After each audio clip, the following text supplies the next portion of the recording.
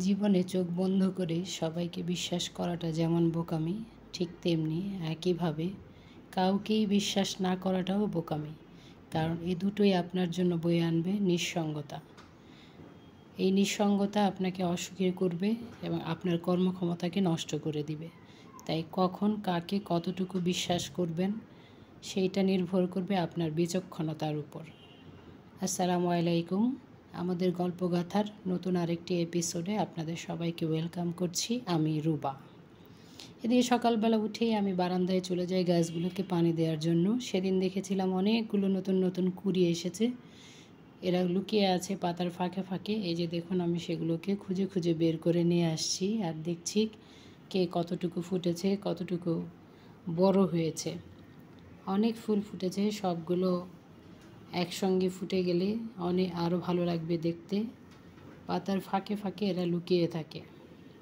বেলা যখন বাড়ে তখন রোদ থাকলে আর এখানে আসি না, এদেরকে দেখাও হয় না। এই যে পাতার ফাঁকে আরও একটি লুকিয়ে আছে, একেও খুঁজে বের করলাম। লুকিয়ে কি সুন্দর লাগছে, কি সুন্দর সৃষ্টি, সুবহানাল্লাহ। এরপর ক্যামেরা অফ করে দিয়েছিলাম। অফ ক্যামেরায় সারাদিন অনেক কাজ করেছি। এখন বিকেল মানে হলো 4:30টার মতো বাজে। ক্যামেরাটা আবার অন করেছি। ভাবছি ঠান্ডা ঠান্ডা কিছু খাই, তো কী করি, কী বানাই। হঠাৎ করে মনে হলো কিছু ড্রাই কেক আছে আর দুধ আছে, কাস্টার্ড পাউডার আছে। যেই চিন্তা সেই বানিয়ে নিলাম। এই যে ড্রাই কেকগুলোকে সেট করে দিয়ে ওখানে অল্প অল্প করে দুধ দিয়ে দিচ্ছিলাম। দুধটা জাল দেওয়া ছিল, জাল দিয়ে ঠান্ডা করা ছিল। আর বিস্কিটগুলোকে ঘুরিয়ে ঘুরিয়ে ভিজিয়ে দিচ্ছিলাম। এভাবে কয়েকবার দেওয়ার পর বিস্কিটগুলো ভিজে গিয়েছিল। এই যে কয়েকবার দেওয়ার পর পুরো কাপের দুধটাই এখানে আমি এভাবে করে দিয়ে দিব। দিয়ে দিলে বিস্কিটটা নরম হয়ে যাবে, বিস্কিটটা পুরো দুধটাকে শুষে নেবে। আর যদি এটা আমি না করি তাহলে সেভাবে প্রসেসটা যখন সব কমপ্লিট হবে তখন আর বিস্কিটটা খেতে ভালো লাগবে না, শক্ত হয়ে থাকবে নিচে। এখানে আবার এক দৌড়ে চলে এসেছি কিচেনে, সেখানে এসে দুধ দিলাম, জাল দেওয়া ছিল, এই দুধটাও এখানে দিচ্ছি। আর হলো এই যে কাস্টার্ড পাউডার আছে, সেটা কাস্টার্ড পাউডারটা গুলিয়ে জাল দিয়ে নেব। জাল দিয়ে তাড়াতাড়ি করে যে চলে যাব, প্রচণ্ড গরম। আমি অফ ক্যামেরা অন ক্যামেরা সব মিলিয়ে কাজটা শেষ করে নিচ্ছি। জাল দিয়ে চলে আসি, অফ ক্যামেরায় জাল দিয়ে কাস্টার্ড পাউডারটা ঘন হয়ে গেছে যখন আমার মন পছন্দ মতো, তখন নিয়ে এসে বিস্কিটের উপরে যেভাবে ঢেলে ওটাকে কভার করে ফ্রিজে রেখে দিয়েছিলাম। ফ্রিজ থেকে বের করে আম ছিল আর আঙুর ছিল, এই দুটাকে কেটে নিয়ে চলে এসেছি আবারও আমার বেডরুমের এই কর্নারটাতে। কারণ এখানে গরমে কিছু আরাম পাওয়া যায়, বাতাস, ঠান্ডা বাতাস পাওয়া যায়।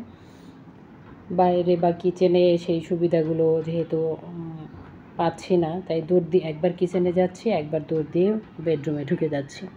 এই হলো গিয়ে অবস্থা। যাক, সব কেটে কুটে এখানে এই সাইড টেবিলটাতেই সব কিছু ঠিক করে নিয়েছি।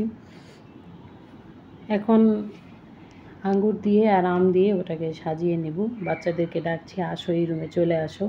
ওরা সহজে না ডাকলে এই রুমটাতে আসতে চায় না, কিন্তু আমি সব অ্যারেঞ্জমেন্ট এখানেই করেছি। আমি আর বাইরে যেতে পারছি না, প্রচণ্ড গরম। সারাদিন কাজ করে অনেক টায়ার্ড লাগছিল, যেহেতু এখানে আমি ডিপ ফ্রিজটা ক্লিন করেছিলাম আর আবার নতুন বাজার গুছিয়ে রেখেছিলাম। ক্যামেরায় করলে কাজগুলো অনেকটা সময় লাগবে, এই জন্য আমি আর ক্যামেরা অন করিনি। আর ওভাবে বিশেষ কোনো রান্নাবান্নাও করিনি। আমি ভাবছি এরা সন্ধ্যার পরে কাজগুলো রান্নাটাকেও কমপ্লিট করে নিব, তাহলে একটু শান্তি পাওয়া যাবে। কারণ এই গরমে কিচেনে আমার আসলে খুব কষ্ট হয়। আমি জানি না কার কার হয়। আমার এটা খারাপ অভ্যাসও বলতে পারেন, আবার আমার এটা দুর্বলতাও বলতে পারেন। যাই হোক, এই পর্যায়ে যে যেখান থেকে আমার ভিডিওটি এখন পর্যন্ত দেখছেন, প্লিজ একটা লাইক দিয়ে কন্টিনিউ করবেন। কোথাও যদি ভালো লেগে যায় সাবস্ক্রাইব করে পাশে থাকবেন। আচ্ছা, এখানে আমি বাড়তি কিছু আম সার্ভ করার সময় বাচ্চাদের দিয়ে দিয়েছিলাম, কারণ ওদের যার যেটা পছন্দ, কেউ আঙ্গুর পছন্দ করে বেশি, কেউ আম পছন্দ করে বেশি, তাই এক্সট্রা কিছু রেখেছি। যে যেভাবে খাবেন সে সেভাবে তাকে দিয়ে দেব। আর আমার আম পছন্দ, আমি এই যে আমটা দিয়ে নিচ্ছি। এই যে দেখাই যাচ্ছে, আমি যখন তুলছিলাম তখন ওখান থেকে নিচে যে কেকটা দিয়েছিলাম ড্রাই কেক, আমার সেই কেকটা কিন্তু একদম নরম তুলতুলে হয়ে গিয়েছিলো। যাই হোক, সবাই পছন্দ করেছিল আর এটা খুব ঠান্ডা ছিল, খুব ভালো লাগছিল। যদিও এটা ডেজার্ট, কিন্তু এই গরমের মধ্যে এটা খেতে খুব ভালো লাগছিল। মানে নাস্তা হিসেবেই আমি এটাকে খেয়েছিলাম। আমি এত গড়িয়ে মুছিয়ে পেঁচিয়ে কিছু কথা বলতে মানে পারি না, আমি সরাসরি বললাম মানে ডেজার্ট হলো, আমি এটাকে সন্ধ্যার নাস্তা হিসেবেই দিয়েছিলাম এবং আমরা নাস্তা হিসেবে এটাকে খেয়ে নিয়েছিলাম। যাই হোক, আমার মতো আমি আমি আমার মতো করে আমি যখন যতটুকু পারি ততটুকুই গুছিয়ে চলার চেষ্টা করি, ততটুকুতেই আমি সন্তুষ্ট, আলহামদুলিল্লাহ। এখানে ওই যে ফ্রিজটা ক্লিন করার সময় নিচে একদম সস তৈরি করা ছিল কিছু, সেগুলোকে বের করে আর আবার জাল দিয়ে নিয়েছিলাম। কারণ এটা আমি যখন রাখি তখন একটু পাতলা করে রাখি, নামিয়ে আবার জাল দিয়ে নিলে একটু ঘন হয় আর সহজে নষ্ট হয় না। তো ওখানে একদিকে আমার সসটা জাল হচ্ছে, আরেক দিকে আমি এখানে কিছু বাজার করেছিলাম। আমি সব বাজারে একসঙ্গে গুছাই না বা গুছাতেও পারি না। এই যে দেখেন, এই কন্টেনারটা একদম পুরনো হয়ে গেছিলো, আমি DIY করে নিয়েছিলাম। তো ফেলে দিব ভাবছিলাম, তো পরিষ্কার করার পর ধোয়ার পরে দেখলাম বেশ ভালোই লাগছে। তখন আমি এটাকে নিজেই এই পেন্টিংটা করে নিয়েছিলাম। এখন দেখতে খুব ভালো লাগে, কেনার চেয়ে এখন আমার এই জিনিসটাই বেশি পছন্দের। এটার মধ্যে আমি আটা রেখে দিই। যাই হোক, একসঙ্গে অনেক কাজ করতে পারি না বলে আমি আস্তে আস্তে সব বাজারগুলোকে গুছাই। যখন যেটা দরকার হয় আমি নিয়ে সেটাকে আবার রিফিল করে নেই। অনেক বেশি তাড়াহুড়া করে সব কিছু করতে হবে এমন কোনো বাধ্যবাধকতাও আমার নেই, যেহেতু আমি একা মানুষ বা কেউ কিছু বলবে এরকমও না। সো আমি আস্তে আস্তেই কাজ করি। আমি যখন ভয়েস ওভার করছিলাম তখন চারপাশে আসরে আজান দিচ্ছিল। আমার আশেপাশে প্রায় 4টা মসজিদ, একটার পর একটা আজান দিচ্ছে। আচ্ছা, ঠিক আছে, আলহামদুলিল্লাহ। আমি যখন এই ধরনের কাজগুলো করি তখন পুরনো এই টি টেবিল কভারটাকে বিছিয়ে নেই, যাতে যা পড়ার এখানেই পড়বে এবং পরে তো এটাকে তুলে নিলেই কাউন্টার টপটা পরিষ্কার হয়ে যাবে। এখানে কিছু মুড়ি ছিল, সেগুলোকেও আমি কন্টেনারে ভরে নিয়েছি। যখন যেটা প্রয়োজন হয় তখন ওইভাবেই কন্টেনারগুলো রিফিল করে নেই, ক্লিন করে রাখি এবং পরে রিফিল করে নেই। অনেক বেশি একসাথে করতে হবে বা করি এরকম কিছু না। আমি খুবই সাধারণ মানুষ, আমার জীবনযাপন খুবই সাধারণ। এখানে ডালগুলোকে একটু ভরে নিচ্ছি। আমার অনেক বেশি ডাল প্রয়োজন হয় না, হ্যাঁ, আমার অল্প স্বল্পতেই হয়ে যায়। কারণ ডাল আমি ফিজিক্যাল কারণে আমাদের বাসায় ডালটাকে ওইভাবে আমি খাই না। আর দুপুরে যেহেতু বাসায় কেউ থাকে না, আমার ছেলেরাও ওই রকম একজন ছাড়া আরেকজন ডাল খায় না। সো আমার এগুলোতেই অনেক হয়ে যায়। এখানে আমার আরও কিছু ডাল আছে এক্সট্রা অন্য, যেমন এখানে মসুরির ডাল যেমন এই কন্টেনারে ভরার পরও বেঁচে গেছে, সেগুলোকে আমি আলাদা করে রেখে দিয়েছি, পরে অন্যটার সঙ্গে মিক্স করে রাখবো। এখানে নুডলসগুলোকে আমি খুলে এভাবে রাখি, কারণ এক বক্সে অনেকগুলো নুডলস থাকে, সবগুলো আসলে কেটে একসঙ্গে বের করার সময় ঝামেলা হয়ে যায়, কখনো বেশি পড়ে যায়, কখনো কম পড়ে যায়। কারণ একসঙ্গে খুব কমই পুরো প্যাকেট নুডলসটা আমার লাগে কারণ সবাই যখন একসঙ্গে খায় তখন একসঙ্গে এক প্যাকেট হলে হয়ে যায়, অনেক বেশি হয়ে যায় তারপরও। আর এমনিতে রাখলে অল্প অল্প করে বের করতে গেলে অনেক ঝামেলা হয়। এই জন্য আমি বক্সে কেটে এভাবে রেখে দিই। এতে আমি আমার পরিমাপটা ঠিক করতে আমার সুবিধা হয়, কতটুকু নিব কতটুকু নিব না, কারণ এক জিনিস সবাই খায় না। এখানে সব গুছিয়ে রাখছি। গুছিয়ে রাখতে রাখতে আপনাদেরকে বলছি, আমার কথা বলায় যদি কারো কোনো কষ্ট পেয়ে থাকেন বা কেউ যদি কথায় ভুল বুঝে থাকেন বা আমার কথায় যদি কারো খারাপ লেগে থাকে, তাহলে আমি খুবই দুঃখিত। আমাকে নিজ গুণে খুব ক্ষমা সুন্দর দৃষ্টিতে দেখবেন, আমাকে মানে ভুলগুলো ধরিয়ে দিয়ে আমাকে এগিয়ে যাওয়ার জন্য সহযোগিতা করবেন। এই যে বাকি যে ডালগুলো ছিল, আগের কিছু মাসকলাইর ডাল ছিল ওটা, আর এই যে মসুরির ডাল, এটাকে আমি একসঙ্গে করে নিয়েছি। কারণ যখন খিচুড়ি করি তখন এই মিক্সড ডালগুলো ওর মধ্যে আমি দিয়ে দিই।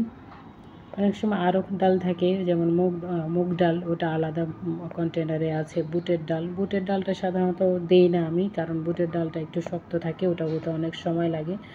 আমি খিচুড়ি তখনই করি যখন আমি একটু ফাঁকি দেওয়ার চিন্তা করি বা রান্না করতে ইচ্ছে করে না। খুব আয়েশ করে খিচুড়ি রান্না খুব কমই হয়, কারণ অলসতা নিয়েই আমি খিচুড়িটাকে রান্না করে থাকি আসলে। যাই হোক, জীবনে চলতে গেলে অনেক কিছুই শিখেছি, অনেক কিছুই ঠকেছি, আবার অনেক কিছুতে শিখতে শিখতে পেয়েও গিয়েছি আলহামদুলিল্লাহ। এগুলোকে গুছিয়ে রাখছি আর পাশে কিন্তু আমি আমার রান্না চালিয়ে যাচ্ছি। এই যে একই সঙ্গে রান্নাও করছি। সসটাকে সরিয়ে নিয়েছি, ওখানে আবার চিকেন দিয়ে দিচ্ছি। যেহেতু ব্রয়লার চিকেন আমি ঠিক করলাম আজকে ভেজে ভেজে রান্না করব, মানে একসঙ্গে মশলা দিয়ে কষিয়ে বসাবো না। এটাকে তেলের উপরে পেঁয়াজ, আস্ত গরম মশলা, দারচিনি, এলাচি, লং সব দিয়ে ভেজে নিয়েছি। ভেজে এই যে মাংসগুলোকে এইভাবে ভেজে নিচ্ছি। খুবই সিম্পল রান্না, কিন্তু একবার একভাবে আমি করি। কখনো মেখে ঝুঁকে রাইস কুকারে দিই, কখনো চুলায় এভাবে তেলের উপর ভেজে নিয়ে করি।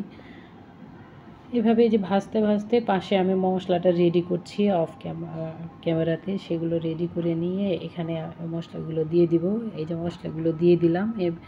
যা যা মশলা দিয়ে আদা, রসুন, হলুদ, মরিচ, ধনিয়া, আর এখানে দিয়েছি এক্সট্রা দিয়েছি আমি একটু আস্ত রসুনের কোয়া, যেগুলো আমি ফ্রিজে সিলে ডিপে রেখে দিই। যে কোনো মাংসের মধ্যে আস্ত রসুন কোয়াগুলো দিয়ে দিই। ওগুলো খেতে খাবারের সঙ্গে খুব ভালোই লাগে। আর দিয়েছিলাম একটু দই। এই যে কথা বলতে বলতে আমার রান্নাটাও হয়ে গিয়েছে। এই যে গরম মশলার গুঁড়া দিয়ে আমি এবার ঢেকে নামিয়ে নেব। আসলে নামিয়ে না, পরে ওখানেই রেখে দিয়েছিলাম আর নামাইনি। এটা হতে থাক রেডি। এই যে মাশাআল্লাহ অনেক টেস্ট হয়েছিল, অনেক গরম গরম। আমি আজকে চিকেনটা খেয়েছিলাম। আসলে চিকেনের বিশেষ বিশেষ অংশ আমি খাই, ওগুলোর নাম আর আপনাদেরকে বললাম না। আপনারা যারা বোঝেন তারা বুঝে নিন, সব অংশ আমি খাই না। হ্যাঁ, ওটা খেয়েছিলাম। তারপর ওই রাতের বেলাতেই চলে গিয়েছিলাম এই লাল কভারটাকে চেঞ্জ করে ফেলবো। চেঞ্জ করে নতুন একটা সুন্দর টেবিল কভার বা ইউজ করব। এজন্য এই ডাইনিং টেবিলটাকে আমি একটু কভারটা সরিয়ে ক্লিন করে নিচ্ছিলাম। এই যে গ্লাস ক্লিনার দিয়ে আমি ক্লিন করি, এটা কেনা গ্লাস ক্লিনার। আমি ওটাকে দিয়ে ক্লিন করে নিয়েছি, ভালো করে মুছে নিয়েছি। মুছে এই সাদা কভারটাকে ইউজ করছি, কারণ সাদাটা সহজে ইউজ করতে চাই না। এটা নতুন, সাদা সহজে ব্যবহার করতে চাই না, কারণ আমি একটু অগোছালো টাইপের না, কিন্তু সবসময় যে পরিষ্কার পরিচ্ছন্ন হয়ে গুছিয়ে গুছিয়ে জিনিস দেখে দেখে রাখি এরকম না। আমি আবার যখন যেখানে যেটা আছে ইটস ওকে, কারণ কোনো জিনিসই কোনো মানুষই পারফেক্ট না, কেউ না কেউ একটু এলোমেলো করবেই, এটাই ধরন। সো সবার সঙ্গে এটা মানে পারফেক্ট হওয়ার জন্য, পারফেক্টভাবে কাজ করার জন্য সবার পিছনে একদম ঘুরঘুর করাটা আমার ভালো লাগে না। যে যেরকম পারে সে সেরকমই করুক, আমার অসুবিধা নেই। এটাই আমি। আর এখানে অনেক শান্তি আছে। মাঝে মাঝে সবাইকে ছেড়ে দিতে হয় এলোমেলো করার জন্য, ছেড়ে দিতে হয় তাদের ইচ্ছা মতো চলার জন্য। এতে তারা কীরকম মানুষ, তাদের ভেতরে কী আছে, তারা কীভাবে চলতে পছন্দ করে, এই জিনিসগুলো জানা যায়। এবং ফ্যামিলি মেম্বারদের এই জিনিসগুলো যখন আপনি জেনে যাবেন, তখন তাদেরকে হ্যান্ডেল করা, তাদের সঙ্গে চলা আপনার জন্য সহজ হবে। এটা আমি আমার এক্সপিরিয়েন্স থেকে বলছি, কাউকে কোনো জ্ঞান দিচ্ছি না। আবারও বলছি, বড় যারা আছেন তারা মনে করবেন না আমি জ্ঞান দিচ্ছি। আমি আসলে জ্ঞান দিচ্ছি না, আমি আমার অভিজ্ঞতাটা শেয়ার করছি। আমি খুব গোছানো নিয়ে খুব খিটিমিটি করি না। আমি যখন গুছাই তখন আমি নিজেই গুছিয়ে নিই, আর না হয় যে যা করছে সেটুকুই আমার কাছে ওকে। আমি সাদা সেহেতু উপরে একটা কভার দিয়ে দিয়েছি, মানে প্লাস্টিকের যে টেবিল কভারগুলো হয় সেই ক্লথ, সেটা দিয়ে দিয়েছি। কারণ আমি গুছানো ওরকম না হলেও সাদা জিনিস ময়লা হবে, চোখ দিয়ে দেখা যাবে, ওটাও আবার আমার ভালো লাগবে না। তাই আমি আগেই প্রোটেকশনের ব্যবস্থাটা করে নিয়েছি। এখানে সাদা টেবিলটাকে সাদামাটা করে এভাবে রেখে দিব। আমি ভাবছিলাম তাই একটু গুছিয়ে নেই সুন্দর করে, আমার যা আছে সাধ্যের মধ্যে। আবার ওই সুন্দর একটা গ্লাসের মধ্যে কিছু পানি দিয়ে, গ্লাস তো না, এটা নসিলার জার ছিল, সেই নসিলার কন্টেনারটাকে আমি ঢাকনা সরিয়ে ক্লিন করে নিয়েছি। সেটার মধ্যে আমার কিছু মানি প্ল্যান্ট আছে, খুব সহজ এগুলো। এই মানি প্ল্যান্টগুলো নাই এমন কোনো বাসা আমার মনে হয় না খুঁজে পাওয়া যাবে। এরা অনেক পপুলার মানি প্ল্যান্ট, এরা সবার কাছেই আছে। এগুলো থেকে বারান্দা থেকে আমি কেটে নিয়ে আসছি। সাদা ট্রের উপর এই যে টি কাপের মতো দুটো মিলে একটি কন্টেনারের যে সেট, ওটাও নতুন নিয়েছিলাম। সো ওটাও আমি আসলে অন্য ব্লগে ভিডিও করা আছে, পরে দেখাবো, কারণ এখন অ্যাড করে দেখাতে গেলে অনেক বড় ভিডিও হয়ে যাবে।